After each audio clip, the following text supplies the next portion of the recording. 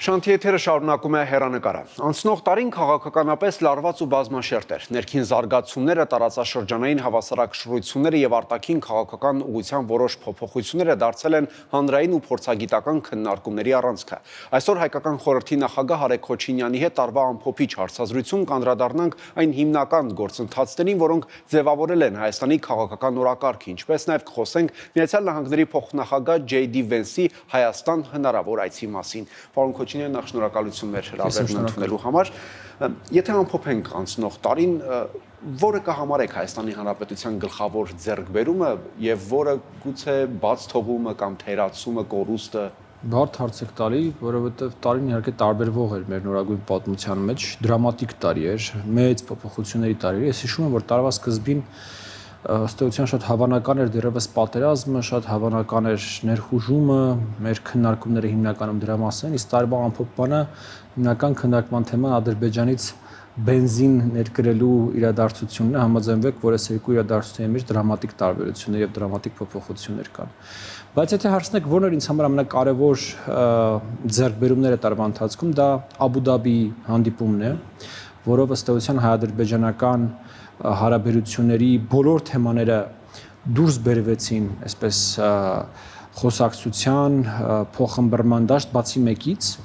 եւ այդ վերջինն էլ երկրորդ իրադարձությունը նույնպես կարևորագույն իրադարձություն ինձ համար Վաշինգտոնի ուրեմն երակողմ հռչակագիրը, Վաշինգտոնյան հանդիպումը եւ երակողմ հռչակագիրը, որտեղ այդ վերջին հարցը, կոմունիկացիաների հարցը նույնպես կոնֆլիկտային տրամաբանությունից բերվեց համագործակցային տրամաբանության մեջ։ Այս երկու իրադարձությունները դրանք փոխեցին ոչ միայն հայ-ադրբեջանական հարաբերությունները, դրանք փոխեցին եւ փոխում են Հարավային Կովկասը։ Բազային, այսպես կարգավորումներ, որոնք կային մեր տարածաշրջանում, սկսել են քանդվել, սկսվել են փոխվել։ Բոլորի համար սովորական դարձած հայ-ադրբեջանական փակ սահմանը եւ հայ-թուրքական փակ սահմանը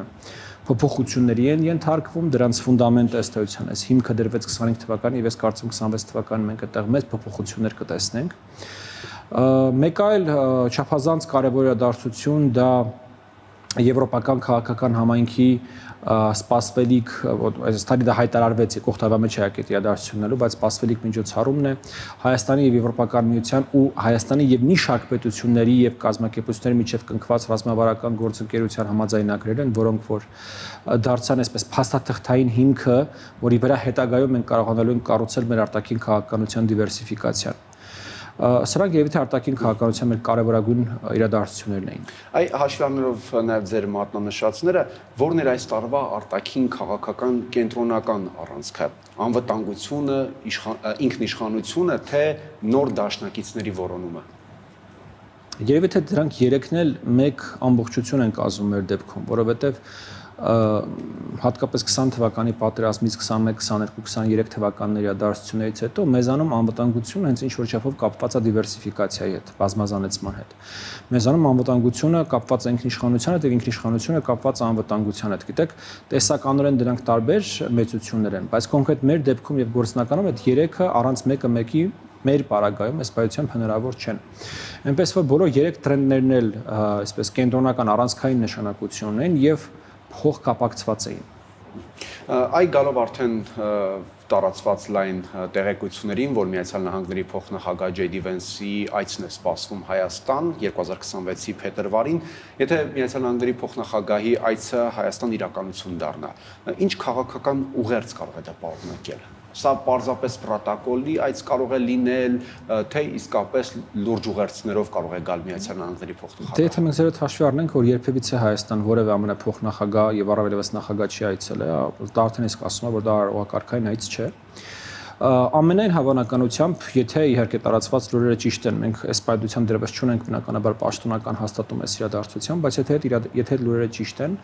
ժամանակագրորեն շատ նման է լինում հետեւյալին, որ կողմերը մոտ են թրիփի վերաբերյալ պայմանագրային բազայի հաստատմանը եւ ամենայն հավանականությամբ եկող տարվա հունվար-փետրվար ամիսներին մենք կտեսնենք որոշակի արդեն այդ պայմանագրային բազայի հաստատում, հրապարակում, որից հետո առիթ կլինի խոսել շինարարության մեկնարկի կամ հիմնարկեքի մասին։ Եվ ես չեմ բացառում, որ Միացյալ Նահանգների փոխնախագահի այցը կապված կլինի հենց թրիփի հիմնարկեքի հետ։ հետագայում, երբ որ եթե շինարարությունը տեղի ունենա բավականաչափ արագ եւ երթուղին բացվի դեռևս Թրամփի նախագահության օրոք, ես չեմ բացառում նաև որ ամենա նախագահան կգա Հայաստան, արդեն բուն ենթակառուցվածքի բացմանը մասնակցելու համար, որովհետեւ այս գործարքը կամ այս նախաձեռնությունը այս ադմինիստրացիայի համար բավականին կարևոր արտաքին քաղաքական նախաձեռնություն է, երևի թե այն փաստը, որ սրանով շարունակում է զբաղվել պարոն Վիտկոֆի օֆիսը, որը որ զբաղվում է ըստեյության Իսրայել-Պաղեստին, Ուկրաինա-Ռուսաստան եւ մի քանի այլ հարցերով, որոնք որ կենտրոնական նշանակություն ունեն Իսպայդության Միացյալ Նահանգների ադմինիստրացիայի համար, բավականին խոսում փաստ է նրա, թե սա ինչքան եւ սա ըստեյության նաեւ ամենահաջող մինչև այս պահը իրենց նախաձեռնությունն է, որովհետեւ մնացած բոլոր կոնֆլիկտների հանգուցալուծումները այդքան էլ հանգուցալուծում չդարձան։ Ինչ ազդակ է նման այցը ուղարկում տարածաշրջանային դերակատարներին, որոնք որ համարվում են նաև այս տարածաշրջանում դերակատար ունեն այդ դերակատարությունը, կարող է այս այցը փոխել Հայաստանի անվտանգային հաշվեկշիռը, թե այն ավելի շատ, ինչպես դուք ասացիք, այդ թրիփի գործարկման համար է, այսինքն գործնական ուշադրություն տարածաշրջանային տերությունների այն բնականաբար գրավելու է եւ իհարկե առաջին հերթին խոսքը Իրանի եւ Ռուսաստանի մասին է, բայց ես կարծում եմ հայկական դիվանագիտության հենց աշխատանքը պետք է կայանա նրանում, որպեսզի մենք կարողանանք տեղավորել այս իրադարձությունները ոչ թե անվտանգության տրամաբանության մեջ, այլ տնտեսական, ենթակառուցվածքային նախագծերի տրամաբանության մեջ եւ Հայաստանի արտաքին քաղաքական դիվերսիֆիկացիայի տրամաբանության մեջ, այսինքն անցնող ամիսների ընթացքում մենք անընդհատ փորձել ենք հատկապես մեր հարավային հարևանին Իրանին ներկայացնել, որ թրիփը իրենց դեմ ուղղված որևէ միջոցառում չէ, դա տարածաշրջանի ապաշրջափակման մասին է, ինքնաչափ Իրանից եղավ հայտարարություն։ Իրանից տարբեր հայտարարություններ են։ Մենք տեսնում ենք, որ Իրանում կա բավականին երկակի մոտեցում։ Մի կողմից մենք տեսանք նախագահի այցից հետո որոշակի մեղմացում նախագահի ադմինիստրացիայի մեջ, մյուս կողմից մենք տեսնում ենք հոգևոր առաջնորդի խորհրդականի կողմից բավականին նեգատիվ հայտարարություններ, բայց անկախ այդ հայտարարություններից մենք մեր որոշումը կայացրել ենք եւ այդ ենթակառուցվածքը լինելու է։ Սա պետք է ձեր հետ արձանագրենք, ամբողջ հարցն է, թե մենք ինչքանով ենք կարողանալու տեղավորել այս ամեն ինչը հայրենական օրակարգում եւ հայրենական օրակարգին չվնասելու գործում։ Ինչ վերաբերում է Ռուսաստանին, Ռուսաստանը ավելի նվազ ակտիվություն է իհարկե ցուցաբերում այս փուլում առնվազն։ Ես կանվանեի այդ վերաբերմունքը пассив-ագրեսիվ վերաբերմունք, ինչու, որովհետեւ Ռուսաստանի համար Թրամփի ադմինիստրացիայի բարեհաճությունը Ուկրաինայում շատ ավելի կարեւոր է, քան այս ենթակառուցվածքի ճակատագիրը եւ իրենք հույս ունեն, որ այստեղ առանձնապես մեծ աղմուկ չաներով կամ առանձնապես ակտիվորեն խոչընդոտելով այդ ենթակառուցվածքի իրականացմանը կստանան որոշակի դիվիդենդներ դրա դիմաց Ուկրաինայում, սա մեկ, եւ երկրորդը ես չեմ բացառում նաեւ որ Ռուսաստանում թերահավատ են, որ այս ենթակառուցվածքային նախագիծը ընդհանրապես ստացվելու է առանց իրանց։ Եվ ուստի մինչև այս պահը մենք տեսել ենք ավելի գործուն առնվազն հայտարարություններ Իրանի կողմից եւ ավելի այսպես пассив-ագրեսիվ վարք Ռուսաստանի կողմից։ Պարոն Քոչինյան, միաժամանակ մենք տեսնում ենք նաեւ Հայաստանի վարչապետի այց Ռուսաստան Վլադիմիր Պուտինի հետ հանդիպում, ջերմ զրույց, գոնե թե հրապարակային դա այդպես է թվում։ Սրանք, այսինքն մեկը մյուսին չեն հակասում, տեղավորվում են այդ դիվերսիֆիկացիոն քաղաքականության մեջ, ինչու որովհետեւ տեսեք Արևմուտք Ռուսաստան այս լարված հարաբերությունների ֆոնին Հայաստանը մեկ հայտարարում է, որ ամեն դեպքում դեպի Եվրամիություն գնալու, Եվրամիության անդամ դառնալու ցանկություններ կան, բայց մյուս կողմից գալիս եւ ԱՊՀ, ԵԱՏՄ եւ այլն եւ այլն։ Դե առնվազն այն փաստը, որ նախ այդ հանդիպումը տեղի է ունեցել եւ հիմա էլ հայտարարվել է փոխնախագահի այցի մասին, նշանակում է, որ ինչ որ չափով ստացվում է։ Հիմա սա երկարաժամկետ քաղաքականություն հնարավոր դարձնել, թե չէ, ես կդժվարանամ պատասխանել։ Իմ կարծիքով այստեղ մի փոքր օգնում է այն հանգամանքը, որ Հայաստան աշխարհի կենտրոնը չէ, մենք խիստ գերագնահատում ենք իմ կարծիքով այն ուշադրության մակարդակը եւ այն կարեւորությունն ու կշիռը, որ ունի Հայաստանը միջազգային հարաբերությունների համատեքստում եւ շատ հաճախ այն քաղաքականությունը, որ մենք ստացվում է, պարզապես կարևորություն չի տրվում, դրա համար ստացվում է, այսպես ասեմ, սա առաջինը։ Երկրորդը, այնքան ժամանակ, քանի դեռ մեր մոտ ստացվում է առանց մի հարաբերությունների դաշտ մտնելու զարգացնել մյուս հարաբերությունները, մենք հենց այդպես էլ պետք է անենք, բայց միևնույն ժամանակ մենք ձեր հետ պետք է ֆիքսենք, որ օրինակ Եվրոպական միության հետ մեր հարաբերությունները այս նոր կնքված փաստաթղթով ու առնվազն փաստաթղթային մակարդակում հասցված են հնարավոր մաքսիմումին, դրանք առաստաղին են այլևս հասել։ Եվ Հայաստան-ԵՄ հարաբերությունները ել ավելի զարգացնել նորից փաստաթղթային մակարդակում առանց ԵԱՏՄ-ից դուրս գալու հնարավոր չի լինելու։ Հաջորդ քայլը դա արդեն ազատ առևտրի պայմանագիրն է, հաջորդ քայլը դա արդեն ասոցիացված անդամակցությունն է, մաքսային միությունն է եւ այլն եւ այլն։ Իսկ մենք ընտրել ենք այլ նու ընտրել ենք որ նա սեպտեմբերի 3-ից թվում մարդիկ հիշում են, այնտեղ մեր ընտրելը չէր իհարկե։ Բայց ամեն դեպքում մենք հիմա գտնում ենք ԵԱՏՄ-ում։ Այսինքն այդ հարցերը այնպես թե այնպես մեր առջև գալու են։ Ընտրություն կատարելու հարցը մեր առջև գալու է։ Բայց իմ առաջարկը որն է, ընտրություն պետք չի անել, քանի դեռ այդ ընտրության պահը չի հասունացել։ Մինչև այդ պահի հասունանալը մենք ունենք խնդիր եւ այդ խնդիրը տնային աշխատանքն է։ Հայաստանը ունի խնդիր իր կախվածությունները դիվերսիֆիկացնելու, էներգակիրներ, պարեն, առևտուր, ներդրումներ եւ այլն եւ այլն։ Եվ ունի խնդիր իր ուրեմն կապերը իր տնտեսական ենթակառուցվածքային հնարավորությունները հնարավորինս բազմազանեցնելու։ Եվ վերջապես երրորդը ունի խնդիր իր անմիջական հարևանների հետ հարաբերությունները կարգավորելու։ Մի հատ է չորրորդ ներքին դիմակայունություն ավելացնելու ռեֆորմների ճանապարհով։ Այս 4 ուղղությամբ մենք պետք է շարունակենք աշխատել։ Եվ ինչքան ավելի ակտիվ աշխատենք, ինչքան ավելի լավ աշխատենք, այնքան այդ ընտրության պահին մենք ունակ ենք լինելու ընտրելու եւ չկրկնելու սեպտեմբերի 3-ի պատմությունը, երբ որ մենք Հայաստանի նախագահան մի գիշեր մի ժամվա ընթացքում sense քրտնած վախվորած դուրս եկավ, ասես մենք մտնում ենք ԵԱՏՄ։ Այ դա հետևանքն է նրա, որ մենք ի վիճակի չենք ընտրելու։ Եվ ուրեմն մեր էսպայությամբ աշխատանքը պետք է լինի այն, որ մենք ի վիճակի լինենք ընտրելու։ Պարոն Քոչինյան, JD Vance-ի այցը կարող է այսպես Հայաստանի եւ Ադրբեջանի միջև այդ կնքվող խաղաղության պայմանագիրն ավելի մոտեցնել, որովհետեւ այլ բան է, երբ որ հերակա զրույցներ են տեղի ունենում, այլ բան է, երբ որ արդեն նման պաշտոնյան գալիս է տարածաշրջան եւ կոնկրետ հստակեցումներ կարող են արվել տարածաշրջան գալու դեպքում։ Ես ավելի շատ կասեի ոչ թե ամենափոխնախագահի այցը կարող է մոտեցնել, այլ այն առիթը, որով ինքը գալիս է։ Եվ եթե ես ճիշտ եմ այսպես կանխատեսում, որ դա TRIP-ի հիմնարկերքն է, իրականում TRIP-ի հիմնարկերքը կարող է մեզ մոտեցնել խաղաղության համաձայնագրի ստորագրմանը, որտեղ ես ճիշտ ասած տեսնում եմ Բաքվում որոշակի մտավախություն կամ որոշակի այսպես գիտեք թերահավատություն, որ ինչ որ շատ է ձգձգվում հայ-ամերիկյան բանակցությունները, պայմանավորվածությունները, ինչու այդ ամեն ինչը չի սկսվում։ Կարող է հայերը ամեն դեպքում չեն ուզում այդ ճանապարհը բացեն եւ այլն եւ այլն։ Եվ այն պահից, երբ որ այդ բոլոր ուրեմն իրավական պրոցեդուրաները ավարտված կլինի եւ շինարարության հիմնարկերքը կլինի, ես կարծում եմ դա բավականին լուրջ խթան կհանդիսանա հայ-ադրբեջանական կարգավորման գործընթացը ել ավելի առաջ տանելու եւ ինչու ոչ օրինակի համար խաղաղության համաձայնագիրը ստորագրելու։ Ես տեսականորեն չեմ բացառում, որ խաղաղության համաձայնագիրը կստորագրվի մինչեւ ընտրությունները Հայաստանում, այն հաշվարկով, որ դրա վավերացումը տեղի կունենա ավելի ուշ։ Այսինքն դուք գիտեք, կա երկու գործիք։ Առաջինը տեղանում ստորագրում, հետո խորհրդարանների կողմից դրան վավերացումը, եւ ես չեմ բացառում, որ վավերացումը կթողնվի ավելի ուշ փուլին։ Եվ ըստ ձեզ, այսինքն JD Vance-ի գալուց ավելի շատ Հայաստանի Հանրապետությունը շահում է, քան վտանգներ է պարունակում, որտեղ Միացյալ Նահանգների բարձրաստիճան պաշտպան Փելոսի եկել էր, նորից խոսակցություններ եղան, որ սա կարող է վտանգ պարունակել, հաշվի առնելով, ինչպես դուք ասացիք, Իրանի, Ռուսաստանի։ Բայց ես ուզում եմ բոլորին հիշեցնել Նենսի Փելոսի այցի պատմական նշանակությունը Հայաստանի համար։ Գիտեք, ես կարծում եմ շատ կարևոր է հետահայաց գնահատել մարդկանց արածները։ Տիկին Փելոսին Հայաստան ժամանեց մեր ամենամութ օրերին, մեր ամենավատ օրերին, մեր ամենանեղ օրերին, երբ որ գիտեք հուսահատությունը հիմնական տրամադրությունն էր Երևանում եւ երբ որ ադրբեջանական ներխուժումը բուն Հայաստանի տարածք մենք համարում ենք ոչ թե եթեի հարց, այլ երբի հարց, հա։ Եվ այդ այցը շատ կարևոր էր։ Հիմա փոխնախագահի այցը տեղի ունենում է փոքր իհարկե այլ իրավիճակում, բայց նորից եթե դա տեղի ունենում ինչպես նորից եմ ուզում ասել, ընդհանրապես կանխատեսում է ոչ թե տեղեկություն, եթե դա տեղի ունենում TRIP-ի հիմնարկերքի տրամաբանության մեջ, ապա դա բոլորովին այլ մակարդակի է բարձրացնում Հայաստան-Միացյալ Նահանգներ հարաբերությունները, դա տարածաշրջանում Հայաստանը դարձնում է Միացյալ Նահանգների հետ հարաբերություններում ինչ որ չափով առաջատարը, որովհետև դա միանշանակավոր դա Վրաստանը չէ եւ շատ քիչ հավանական է, որ դա կարող է լինել Ադրբեջանը, մի շարք պատճառներով։ Թուրքիան հարավային Կովկասի պետություն չէ։ Թուրքիան ինքնին առանձին տարածաշրջան մեծ պետություն է, որի հետ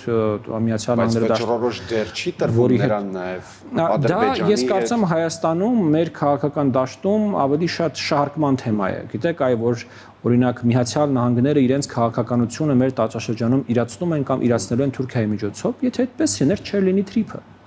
Գիտեք, Միացյալ Նահանգները չափազանց մեծ են, որ ինչ որ սենյակ մտնելուց ինչ որ մեկի համար էլ տեղ թողեն կամ ինչ որ մեկի միջոցով էլ ինչ որ բան իրականացնեն։ Եթե Միացյալ Նահանգները իրենք են մտել այս պատմության մեջ, այդ պետությունն այլևս Միացյալ Նահանգների նախագահն է, երաշխավորը, վկան, ինչպես կուզեք, հա, անլուրջ են խոսակցությունների մասին, թե սա կարող է պատվիրակվել Թուրքիային։ Ես կարծում եմ նման հնարավորություն տեսականորեն 22-23 թվականներին եղել է, Բայց դա բացաթողնվել հենց Թուրքիայի կողմից։ Թուրքիան պետք է այդ պահին գնար Հայաստանի հետ կարգավորման, սահման բացեր, որպեսզի այդ դերակատարությունը կարողանար ստանձնել։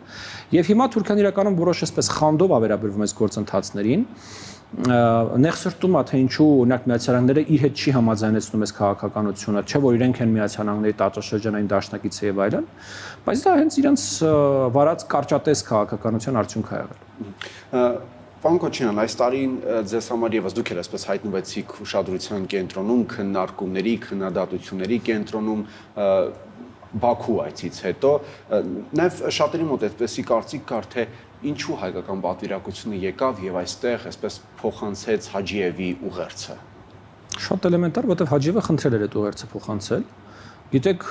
գնալ Բաքու, հանդիպել Ադրբեջանի նախագահի օգնականի հետ որպես քաղաքացիական հասարակության ներկայացուցիչ եւ լսել, որ ինքը խնդրում է փոխանցել այդ մեսեջը հայ հասարակությանը, մի տեսակ տարօրինակ կլներ, թե դրանից հետո մենք չգայինք եւ այդ մեսեջը չփոխանցենք, սա մեկ։ Երկրորդ, դուք նշեցիք քննադատությունը, ես կարծում եմ այդ քննադատությունը Հայաստանի հասարակության շատ փոքր մասի կողմից է, շատ աղմկոտ, շատ այսպես իր վրա ուշադրություն գրավող, բայց շատ փոքրամասնության կողմից է։ Ես կարծում եմ, որ Հայաստանում բացարձակ մեծամասնությունը հասարակության աջակցում է եւ աջակցել է եւ աջակցում է մեր նախաձեռնությանը եւ այդ նախաձեռնությունը ես ուզում եմ ասել, որ մենք շարունակելու ենք նաեւ եկող տարի լինելու են նորից այցելություններ ադրբեջանական փորձագիտական եւ քաղաքացիական հասարակության դեպի Հայաստան եւ հակառակը մեր այցելություններ Բաքու եւ լինելու են նորից հանդիպումներ, լինելու են նորից աշխատանք։ Գիտեք, շատ հաճախ, երբ որ մարդիկ իրանց տներում նոր տարվա սեղանի շուրջ խմում են խաղաղության կենացը, ես կարծում եմ իրանք մինչև վերջ իրանց միտքը չի շարունակում, թե այդ խաղաղությունը ինչ է։ Այդ խաղաղությունը հենց սա է։ Այդ խաղաղությունը ինչ որ այսպես թևավոր հրեշտակի տեսքով մի հատ արարած չի։ Խաղաղությունը դա աշխատանք է։ Եվ առնվազն տարօրինակ է, որ այդ աշխատանքը անող մարդկանց փորձում են թիրախավորել։ Եվ նույնիսկ եմ ուզում կրկնել, ես չեմ կարծում, որ մեր հասարակությունն է մեզ թիրախավորել։ Ես կարծում եմ, որ այդ հասարակության մի շատ փոքր չարացած շատ հաճախ մասը, բայց նաև բնականաբար ցավապրող մասը, այսինքն ես հերո եմ այն մտքից, որ գիտեք ով որ մեզ քննադատում է սխալ է կամ վատն է կամ չգիտեմ որևէ այլ բան, բնական է որ շատ մարդկանց համար չափազանց ցավոտ է ինչ որ տեղի ունեցել, չափազանց քիչ ժամանակ է դեռևս անցել, որպես իրենք կարողանան խաղաղության տրամաբանության մեջ իրենց գտնել, բայց սա ճանապարհը, որը այլընտրանք չունի եւ մենք չենք խրտնելու մարդկանց էմոցիաների պատճառով։ Եթե թույլ տաք մի լրացում էլ անեմ, որովհետեւ այդ օրին դա շատ շահարկվեց, իմ հայտնի այդ արտահայտությունը, որ ես արել եմ, որ ով որ դեմ է Հայաստանի քաղաքական դաշտում, ով որ դեմ է, այդ առաջին մասը չգիտես ինչի ոչ մեկ չի լսել։ Ես դա ուղղել եմ ոչ թե մարդկանց հասարակ, այլ կոնկրետ քաղաքական գործիչներին, որ Հայաստանի քաղաքական դաշտում ով որ դեմ է այս պայն Հայաստանի եւ Ադրբեջանի միջև խաղաղության գործընթացին, կամ ապուշ է, կամ օտարերկրյա գործակալ, քաղաքական ապուշ են, որովհետեւ դա քաղաքագիտական տերմին է։ Եվ ես հիմա այդ պատրաստ եմ այդ միտքը կրկնել, որտեղ խոսքը քաղաքական գործիչների մասին է։ Քաղաքական գործիչները չեն կարող էմոցիաներով առաջնորդվել։ Քաղաքական գործիչները պարտավոր են առաջնորդվել իրենց հայրենիքի շահերով։ Եվ այո, այսօր ով որ դեմ է Հայաստանի եւ Ադրբեջանի միջև խաղաղության ստորագրմանը քաղաքական դաշտում, կամ քաղաքական ապուշ է, կամ օտարերկրյա գործակալ։ Եվ ամփոփելով մեր զրույցը ինչ է կարծում որն է լինելու Հայաստանի համար 2026-ի կարևորային աշխատանքը, որը որ պետք է արվի։ Եթե հաշվի առնենք, որ ներքին զարգացումներ են սպասվում եւ դրան զուգահեռ նաեւ արտաքին զարգացումներ։ Իհարկե եկող տարի Հայաստանի կյանքում սպասվող կարևորագույն իրադարձությունը դա խորհրդարանական ընտրություններն են։ Ըստ էության ամեն ինչ էսպես թե այնպես կախված է լինելու այդ ընտրություններից եւ այդ ընտրությունների արդյունքներից։ Իսկ ինչ վերաբերվում է բուն տնային աշխատանքին, դա բնականաբար ենթակառուցվածքների ուղղությամբ աշխատանքն է։ Մենք ունենք բավականին կարևոր աշխատանքներ, ներողություն, որոնք պետք է իրականացնենք, եւ արդեն խոսքը միայն հյուսիս-հարավի կառուցման մասին չէ, խոսքը Երասխ-Սարդարակ, Գյումրի-Կարս, ուրեմն Իջևան Ղազախ երկաթգծային կապերի վերականգնման մասին է, խոսքը բնականաբար թրիփի շինարարության մեկնարկի մասին է, այսինքն ենթակառուցվածքային ոլորտում մենք ունենք արտակարգ կարևոր աշխատանք անելու։ Մենք ունենք բավականին մեծ հսկա միջոցառումներ եկող տարի, որոնք պետք է տեղի ունենան Հայաստանում։ Մեկը, ինչպես նշեցի, եվրոպական քաղաքական համայնքի միջոցառումն է, որտեղ եթե ես ճիշտ եմ հասկանում, մոտավորապես 40 երկրի ղեկավար է գալու Հայաստան։ Սա բացարձակ ռեկորդ է լինելու Հայաստանի համար, եթե համատենք, մինչև այդ ամենամեծը ֆրանկոֆոնիան ա եղել Հայաստանում, որը 10-12 երկրի ղեկավար ա եղել։ է, համեմատությունը պատկերացնելու համար, հա, բայց մենք աշտանը ունենք մի հատ էլ ավելի մեծ միջոցառում, դա ուրեմն կոպն է, որտեղ էլ ավելի շատ երկրների ղեկավարներ են գալու։ Այսինքն սրանք մեր երկրի համար ահռելի միջոցառումներ են, որոնց մենք լրջագույն պատրաստություն պետք է տեսնենք։ Սրանցից բացի բնականաբար մի շարք ոլորտներում Հայաստանում սկսված ռեֆորմներն են, որոնք որ պետքա շարունակվեն, պետքա իրականացվեն։ Ընդհանրապես ես կարծում եմ մեր երկիրը մի երկիր է, որը գիտեք ինչ-որ չափով շնչահեղձ է լինում ռեֆորմների կարիքի մեջ։ Ցավալիորեն մենք չենք մատուցել բավականաչափ ռեֆորմներ այս երկրին տասնամյակներ շարունակ։ Ու սա վերաբերում է երևի թե կյանքի բոլոր ոլորտներին՝ առողջապահություն, կրթություն, զինված ուժեր, չգիտեմ, դուք ասեք, ցանկացած ոլորտ, որի անվտանգ այդ ոլորտում Հայաստանում ռեֆորմներ են անհրաժեշտ եւ հույս ունեմ, որ 26 թվականին մենք ավելի շատ ժամանակ եւ էներգիա կունենանք այդ խոսակցությունը ունենալու համար։ Շնորհակալություն։ Ես եմ շնորհակալ։ Հեռանկարում հայկական խորհրդի նախագահ Արայք Քոչինյանն էր։